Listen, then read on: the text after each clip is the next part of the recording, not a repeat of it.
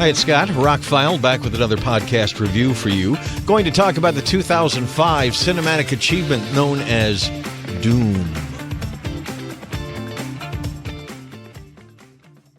Okay, there was a little sarcasm there. This is pretty much known as one of the top 10 worst video game adaptations of all time.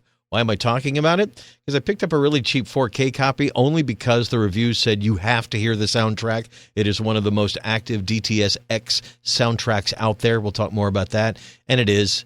And I got to be honest, I didn't hate it as much as I used to hate it watching it now. I mean, the movie, 19 years old. Stars Carl Urban, Rosamund Pike, and then at the end, and The Rock. Yeah, this is that long ago. Not only was he not a star, he wasn't called Dwayne Johnson. It was and The Rock. Wasn't particularly great in the movie, but there are moments that he was really good in it. Carl Urban pretty much carries the heart of the film through the whole thing. Rosamund Pike does pretty good. She screams a lot. I didn't know she could scream quite so well. The biggest complaint I have as a video game adaptation is although it takes place and they get a lot of the trappings right, we spend 40 minutes before any real action happens. Now, there's some action at the beginning, but you don't really see much. There's bits of action here and there. Somebody shoots something that was moving or something's moving. But as they're trying to build tension, literally 43 and a half minutes before we actually get some serious Doom action. Now, that's the biggest complaint because, well, if you've ever played any of the Doom games, they drop you in the grinder to begin with. There is no waiting around or building tension. You walk around a couple hallways, and it is on. Like Donkey Kong. I mean, it's an action spectacular. And the movie never really gets to that except for that 5-minute first-person scene that everybody talks about, that there was a big deal in the making of and all that. I watched all of the extras. Okay, let's backtrack a little bit. Why do I own this movie? Well, I bought it originally because I saw it in the theater, and I was hoping rewatching it I would like it better. I was a big Doom fan. For those that never played Doom, it changed everything as far as computer and gaming in general. Everything before that time had been sprites and pixels, Donkey Kongs and Galaxians and Pac-Mans, and we had Wolfenstein 3D from these same guys, but Doom was a whole nother level. It looked 3D, even though it was about 2.5D. We wouldn't get full 3D until Quake. But I remember having to play the game at work at night. My radio station was a brand new radio station. It was originally in a strip mall right next to a bank. So there was nobody in that building at night. And we would go back to work and play Doom at night with all the lights turned up because we had speakers on our computers. We were a radio station, right? And it was not very common to have speakers connected to your computer. Computers back in the day had a speaker inside to go beep if there was a problem with it, which we still have today, but you literally would have to put a sound card in a computer to make it make sound, to make stereo sound or whatever. And these days it comes as a chip on your motherboard. So I remember upgrading my computer at home to put my very first Sound Blaster, I think it was a Sound Blaster 16, which means it was 16-bit, which was better than 8-bit. My first Sound Blaster to get real sound. And I remember it scaring the crap out of me. Doom had a really great soundtrack for the day. It was creepy. Things would kind of jump out at you. It had a 3D element to it. And so playing Doom was a very visceral experience. It was the first video game where you wanted to turn off the lights and get scary, and you were fighting demons from hell, and you knew at the end of the game you were probably going to find a gateway to hell or something. So this doesn't fully translate to this movie because, well, first of all, although John Carmack was involved in some point, and he said he liked the movie as a straight-up action movie, and it did have nods to the game, and it does. But there's no well, why was Fallout recently so good? Because Bethesda Softworks and the people that made the game were executive producers on the show. They made sure that it was made out of everything that Fallout is made out of. This was, id sold the rights. They probably were consultants on the film, but you had Hollywood producers, Hollywood actors, Hollywood writers making this film. And we're not going to do that anymore. I guarantee you're not going to see a whole lot less of that. Now, they could have tried to do something different, and they didn't. They tried to follow the Doom. But again, in trying to build some tension to take 40 minutes to get to the action, and then when we do get to the action, it's mostly zombie stuff. It's mostly humans that have been turned into zombies. We get very little of the demons, the devils, and then they write that off to, I don't want to, if you've never seen it. They changed the storyline a little bit to the experiments that we were doing there on the stuff that we found on Mars. And, did I not talk about what the movie is about? If you have no idea what Doom is about, it's based on a video game, and it's about a bunch of Marines who were sent to Mars to find out what happened to the scientists that were based on Mars. The movie at the beginning has Rosamund Pike talking over the narration, talking about we discovered a gate on Earth that led to Mars, and we've been for the last 20 years trying to figure how everything works. Before I get too much further into the movie, there's one problem I've always had with the film, and any movie that does this to military people. There are two people on this military team. They're supposed to be Marines from, in the future.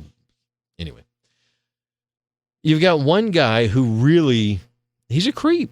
He's a psychopath. He tries to rape and pillage everything where he goes, but yet when it's time to fight the demons, he's on point. So that must be why he's on the team. The other guy is kind of a religious nut, and every time he takes the Lord's name in vain, he cuts himself. Now, neither one of these people would make it through the psych eval for modern military. I know it creates tension in the script. I know why those characters are there. It adds more flavor and tension.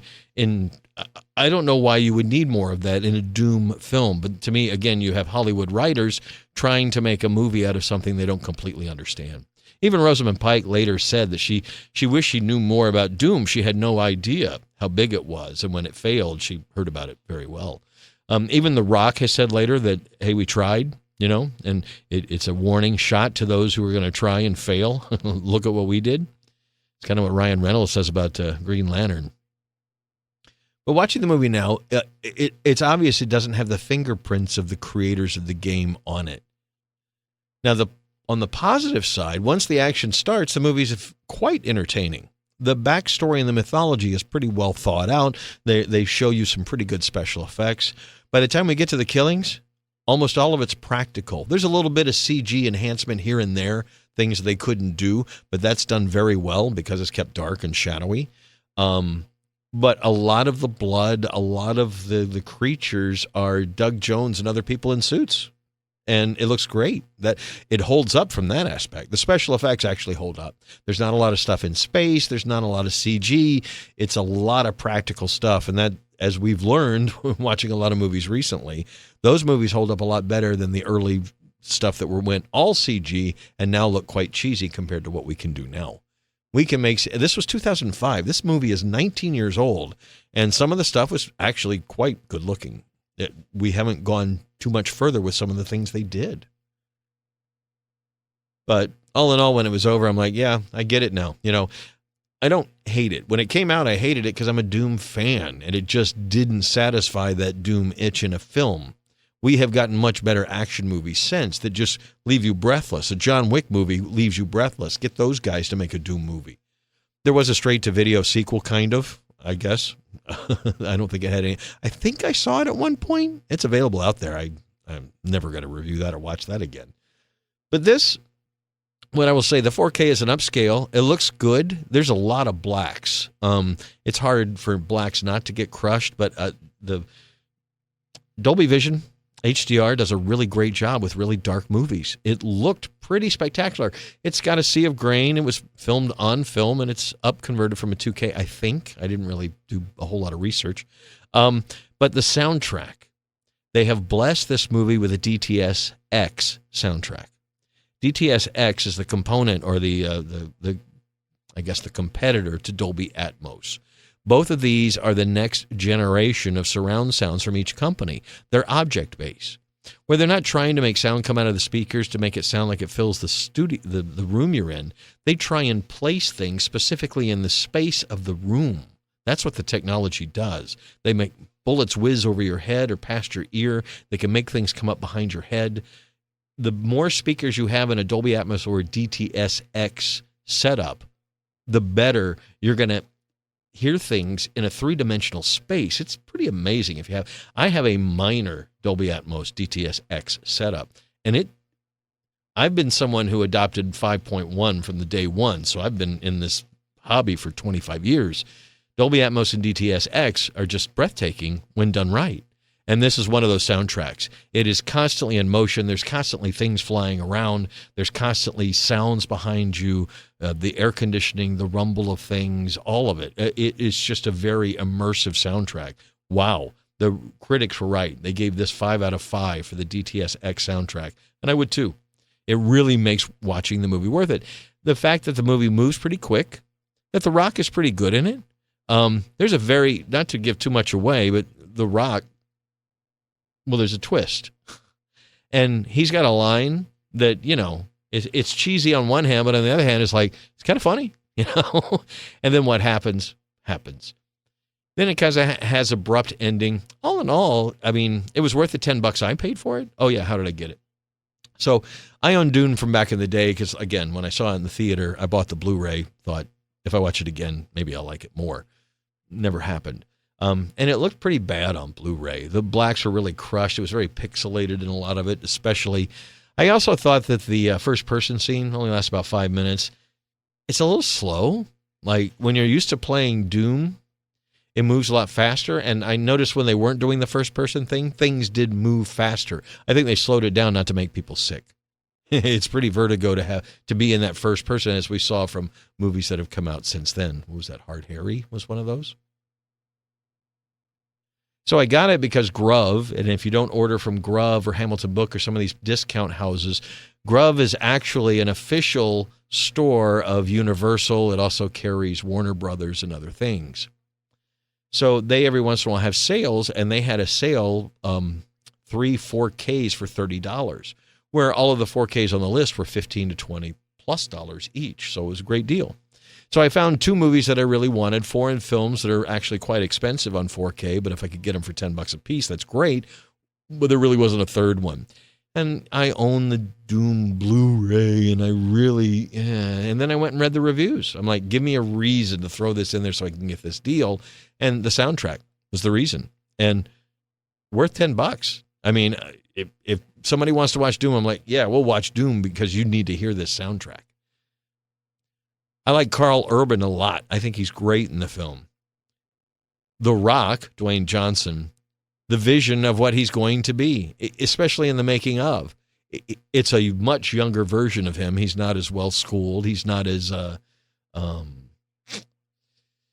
even keel. He gets excited about things. He's not as the mellow dude that he is these days. But it was interesting to watch. And he is, in most of the scenes, very good in the film. There's a couple scenes where it's just like, or he's just the Rock there. But other scenes, he really was playing the character he was playing, and it was pretty good. All in all, Doom is not one of the worst films I've ever seen. It is one of the worst video game adaptations when you watch it right after something like Fallout that's so perfect, or Last of Us, which was pretty perfect. Yeah, this doesn't hold a candle. But, you know, it's got the Doom name on it. You got some big stars in it. It's got some practical effects. If you're into it might be something fun to watch on Halloween or science fiction party, something like that. I don't know. I'll pull it out to watch it for the soundtrack again at some point, I'm sure, because it does sound amazing if you have the sound set up to listen to it that way. Doom 2005, it's available on 4K. It's usually around $10 on most stores. Is it worth that? Your mileage will vary. It depends on how much you like those actors and Doom, and how much you can forgive them for the sins against the Doom game, which is still, there's a little making of the Doom 3, which I guess was coming out about the same time, and the graphical differences between Doom 1 and 2, obviously, and even Quake and stuff like that, to Doom 3 was amazing. The lighting and all that. Matter of fact, there were computer nuts on there talking about when Doom 3 came out, you know, it couldn't play as well as it could until later. It was one of those games that came up before the technology caught up to play it well. If you play it now, it actually plays very well. In the Doom games that have come after, they scale great because they're usually made with forward technology thinking. And once you get to that technology in the future, you can play those games from a little bit in the past, and they play, you know, butter smooth. Doom the movie, though, it's up there with like the Tomb Raider movies with Angelina Jolie. Nice try, but no. All in all, get it for the soundtrack, or if you're a fan otherwise, you can skip this one and do watch the Fallout series on Amazon. It's amazing. Scott, I'm ROCKFILE. This was a podcast about a movie that's not very good, but the soundtrack rocks. Have a great day. Thanks for listening. Bye.